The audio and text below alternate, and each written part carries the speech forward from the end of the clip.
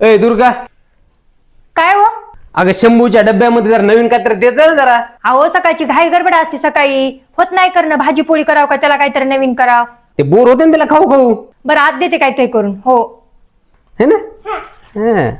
आज आपण लहान मुलांच्या टिफिनसाठी नवीन आणि पौष्टिक रेसिपी करणार आहोत. त्यासाठी एक बीट स्वच्छ धुवून घ्यायचं, मागचं पुढचं देठ कापून घ्यायचं, वरचं साल काढायचं आणि जितकं बारीक कापता येईल तितकं कापून घ्यायचं. मिक्सरच्या भांड्यात टाकायचं, मिक्सरला बारीक करून घ्यायचं. नंतर यामध्ये 1 वाटी पाणी टाकायचं आणि हे चाळणीनं गाळून घ्यायचं.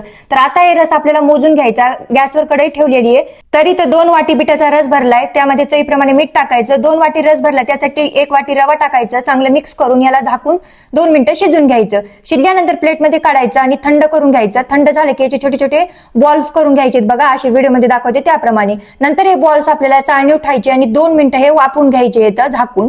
2 मिनिटानंतर हे खाली उतरून घ्यायचे. आता याला फोडणी देऊन घेऊया. कढईत तेल टाकले, जिरे मोहरी कढीपत्ता आणि लेकराच्या आवडीनुसार थोडीशी हिरवी मिरची टाकायची, तीळ टाकायचे, चांगले मिक्स करून घ्यायचे. हे बिटाचे बॉल टाकायचे, परतून घ्यायचे. आता यामध्ये भरपूर सारी बारीक चिरलेली कोथिंबीर टाकायची.